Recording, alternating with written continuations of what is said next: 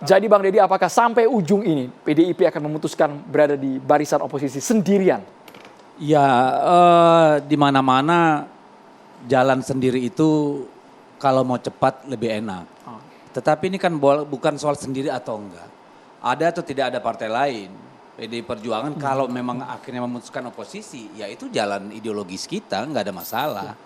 Which is siapapun juga mau ke government ya silakan, nggak ada masalah juga gitu. Dan bagi kami sebagai partai politik, karena memang kami diajarkan untuk membangun peradaban politik yang lebih baik, ya kalau feeling saya mengatakan kami pasti akan ke sana. Tetapi kan kita tunggu pimpinan partai mengatakan apa. Saya mengibaratkan ini seperti mobil, bahwa negara ini kayak bawa mobil. Kalau di mobil tuh hanya ada gas aja, ini mobil bisa kemana-mana Pak. Harus ada rem juga, ada kopling. Ya kalau sekarang Matic semua nggak ada tahu lagi nih pakai kopling kan. Tapi kan harus ada rem juga. Jadi dalam konteks itu supaya aman semua sampai ke tujuan, bukan supaya nggak jalan. Sekalipun gitu. dibujuk rayu mobilnya supaya masuk garasinya Prabowo Gibran tetap nggak mau Bang? Kenapa? Meskipun ada bujuk rayu mobilnya masuk ke garasi Prabowo Gibran, mau tidak itu Bang?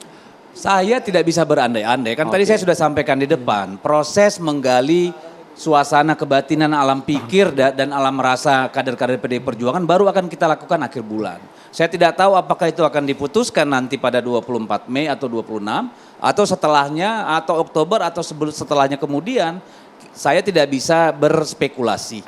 Biarlah itu menjadi hak untuk pimpinan partai nanti memutuskan kita. Karena kami ada yang namanya disiplin yang revolusioner. Kita tunggu kejutannya seperti apa dari PDI Perjuangan. Kita sekarang sudah kehadiran Ustadz Amir Faisal Fat. Assalamualaikum Ustadz. Silakan Ustadz. Waalaikumsalam warahmatullahi wabarakatuh.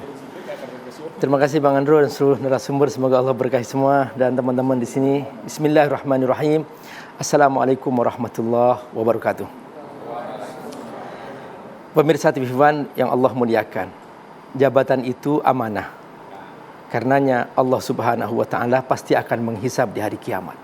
Allah berfirman, "Inna ilaina iyabahum, summa inna alaina hisabahum." Memang boleh jadi sebuah jabatan menjadi ladang pahala ketika sang pemangkunya dia beritikad baik dan berjuang bersungguh-sungguh untuk membawa kemaslahatan bagi banyak orang lain. Tetapi boleh jadi dia akan menjadi sebuah ladang dosa ketika ternyata dia lebih mengutamakan kepentingan pribadinya daripada kemaslahatan rakyatnya. Dari sini hati-hati bahwa ketika ada orang-orang yang terdolimi karena jabatan itu, Nabi memberikan peringatan, doaul mazlum la yurad, bahwa doa orang-orang yang didolimi tidak akan pernah Allah tolak. Mari kita belajar dari para pendahulu kita betapa ini sebuah amanah.